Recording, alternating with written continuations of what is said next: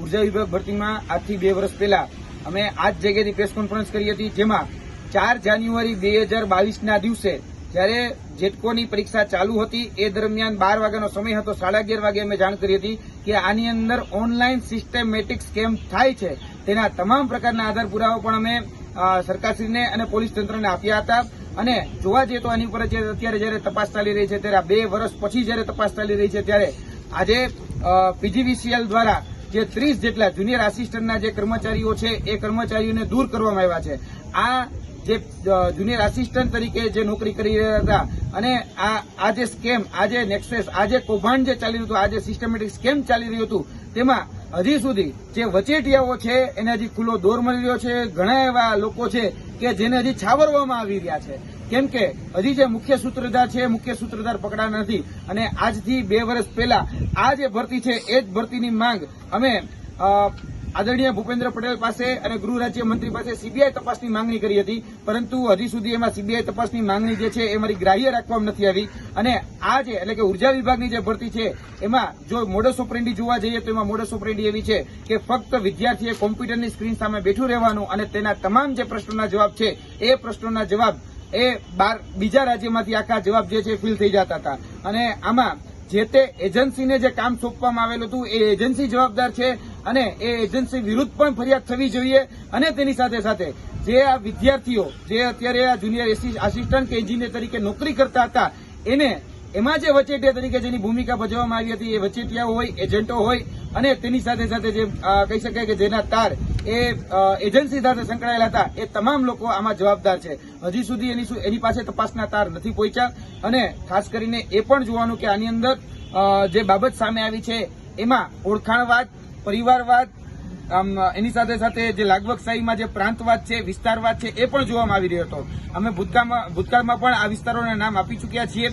ખાસ કરીને જો વિસ્તાર જોવા જઈએ તો સાબરકાંઠાનો પ્રાંતિજ છે, એની સાથે સાથે અરવલ્લી જે છે એમાં મોડાસા છે, ધનસુરા છે અને એની સાથે સાથે જે કહી શકાય મહીસાગર છે, તો વીરપુર છે, કોઈડમ છે, થર્મલ છે અને અમારા સૌરાષ્ટ્ર વિસ્તારની જો વાત કરવામાં આવે તો જુનાગઢ છે, કેશોદ છે, જ્યાંથી આ પ્રકારના જે એજન્ટો એક્ટિવ હતા અને એ એજન્ટોના માધ્યમથી આ જે તે વિદ્યાર્થીઓ પાસેથી 10 લાખ, 15 લાખ, 16 લાખ, અમુક વિદ્યાર્થીઓ પાસેથી 22 લાખ રૂપિયા દઈ અને આ નોકરી ઉપર લાગેલા હતા. આજે જયારે ક્રાઇમ બ્રાન્ચ તપાસ કરી રહી છે ત્યારે તપાસમાં એક કબૂલાત પણ થઈ રહી છે વિદ્યાર્થીઓ દ્વારા કે અમને આ ભરતીની અંદર છેતરવામાં આવ્યા હતા, અમારી પાસેથી પૈસા લેવામાં આવ્યા હતા અને અમને આ કહી શકાય કે આ પીજીવીસીએલ, યુજીવીસીએલ કે ડીજીવીસીએલ નોકરી આપવામાં આવેલી હતી. તો હવે જે મુખ્ય કામ જે સુરત ક્રાઇમ બ્રાન્ચનું છે અને જે સરકારનું છે એમાં અમે વિનંતી કરીએ છીએ આ માધ્યમથી, આ પ્રેસ કોન્ફરન્સના માધ્યમથી અમારી એટલી જ વિનંતી છે કે જે પણ આની પાછળ જવાબદાર જે અધિકારીઓ હતા, કેમ કે આમાં જે તે સમયના એમજીવીસીએલના તત્કાલિક એમડી અને જે ઉર્જા વિભાગના અમુક જે અધિકારીઓ જે છે, જે ઉચ્ચ દરજાના અધિકારીઓ છે એને હાલના દિવસે પણ છાવરવામાં આવે છે. અમારી માંગણી એ જ છે કે ફક્ત વિદ્યાર્થીઓને સજા નહીં, એની સાથે સાથે તમે જે તે વચેટિયાઓ છે અને એની સાથે સાથે સંકળાયેલા જે અધિકારીઓ છે એને પણ આ સજાના પાત્ર છે, એટલે એને પણ સજા આપવામાં આવે. કેમ કે વિદ્યાર્થીઓને સૌથી વધારે છેતરવાનું કામ જો કોઈ કર્યું હોય તો આ વચેટિયાઓએ કર્યું છે અને જે અધિકારીઓએ આ જે નોકરીમાં એને લગાડ્યા છે ખોટી રીતે, વિદ્યાર્થીઓને સસ્પેન્ડ નહીં, વિદ્યાર્થીઓને ઘર ભેગા કરો એમાં ના જ નથી. વિદ્યાર્થીઓને અત્યારે ફરજ મોકૂફ રાખવામાં આવ્યા છે, એની જગ્યાએ એની નોકરી તમે છીનવી લો. પરંતુ જે આને લગાડનાર છે એને ખાસ કરીને આ મૂળિયાને તોડવા એ ખૂબ જરૂરી છે. એટલે આ માધ્યમથી અમે અપીલ કરીએ છીએ કે જે વચેટિયાઓ છે એ વચેટિયાઓને પકડવામાં આવે. અહીંયા જે વિસ્તારમાં જે લોકોને નોકરી આપવામાં આવી હતી તેની તમામ ડિટેલ અમે આ પ્રેસ કોન્ફરન્સના માધ્યમથી આપીએ છીએ. અને અમે ભૂતકાળમાં પણ આ જ બાબતે કહી શકાય કે 4 જાન્યુઆરી 2022ના દિવસે પણ પ્રેસ કોન્ફરન્સ કરી હતી.